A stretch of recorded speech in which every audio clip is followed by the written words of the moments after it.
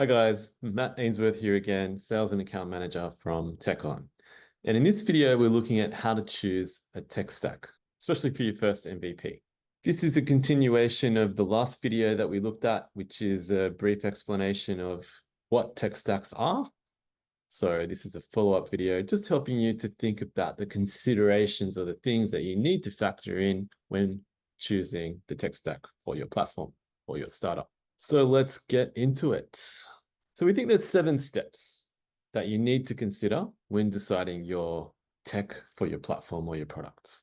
So the first one is really understanding the project requirements. Define what it is that the application needs to achieve, essential features, and how does that relate to an applicable tech stack in terms of performance, scalability, and compatibility. You also probably want to think about the expected volume of users and the performance demands early on, and if that's something that is scalable as you grow.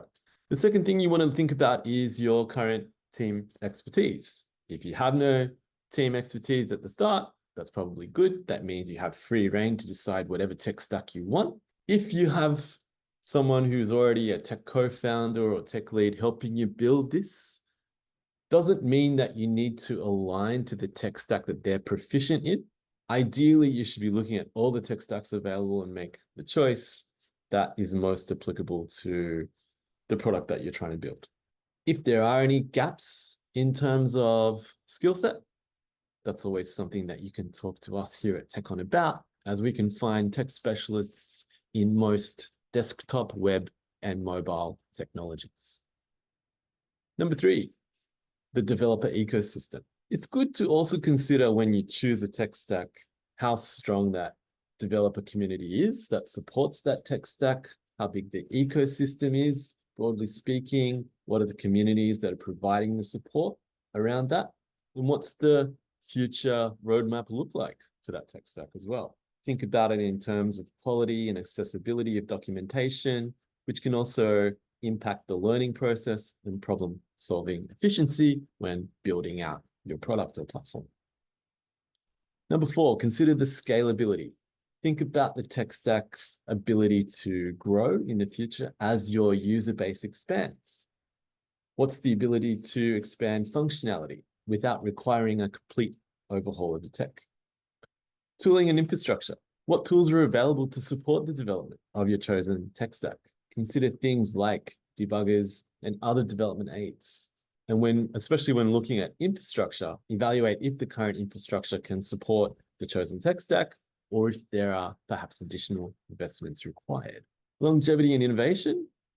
So is the tech stack modern? Is it actively developed for? Does it align with the technology trends and innovations that could future-proof your project? Try to think about it as a balance between stability and proven technologies with the ability to adapt to newer, potentially more innovative solutions. And last but definitely not least is your compliance and security needs. Does the tech stack provide robust security features necessary for your application, especially if you're handling sensitive data?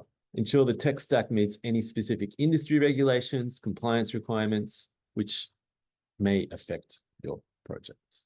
So first of all, let's revisit some of the tech stacks that we looked at in our previous video, Tech Stacks Made Easy. We looked at the MERN stack, which uses JavaScript across the entire development stack. We looked at Mean Stack, which instead of using React on the front end, actually uses Angular, which uses HTML and TypeScript instead of JavaScript. The LAMP stack, which is a Linux-based stack and powers a significant portion of the internet. So what are some examples of platforms that would use these tech stacks? WhatsApp, which is a widely used messaging application, could potentially use the MERN stack because of its requirement for high performance, real-time data processing, and facilitating a seamless user experience across different platforms.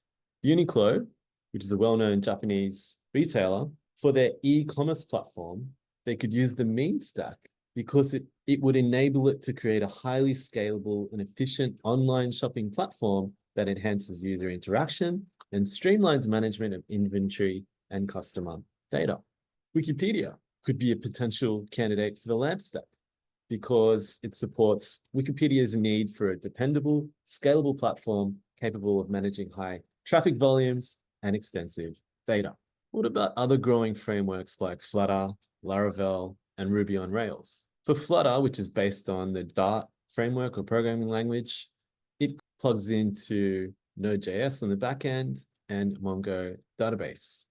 Laravel integrates directly on the front end with Vue.js, commonly using Laravel on the back end based on the PHP framework or language, and would work with MySQL, which takes care of all the data. Ruby on Rails could plug into React on the front end.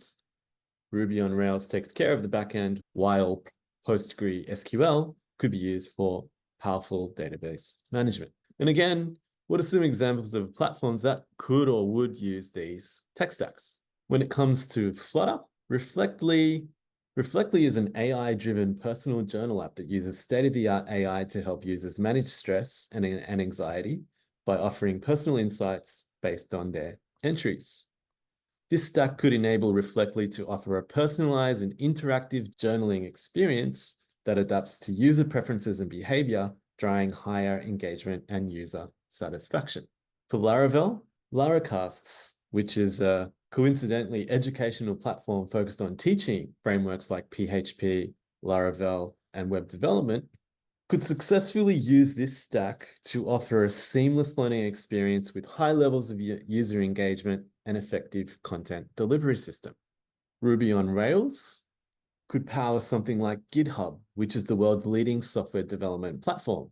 This tech stack could enable GitHub to manage a highly efficient, scalable, and responsive platform that supports millions of developers worldwide, facilitating a seamless code management and collaboration experience. However, please take these examples with a grain of salt.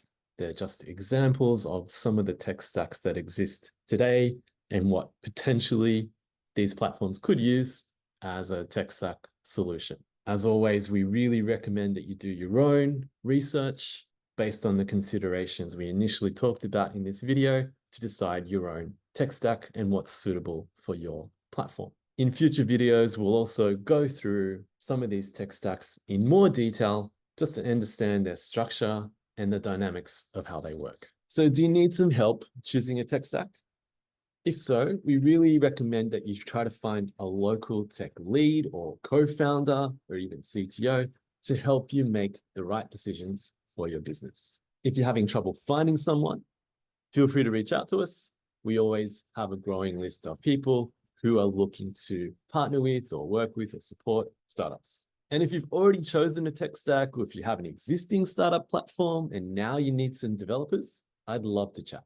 I always love hearing about innovations or startups that I do know about, that I even don't know about. I can talk about it for years. So let's chat, have a coffee or virtually. I'm always interested in meeting new people and hearing about some of your challenges, but also how we can support you grow more cost effectively with our agile and trusted tech talent. My name is Matt Ainsworth, Sales and Account Manager for TechOn.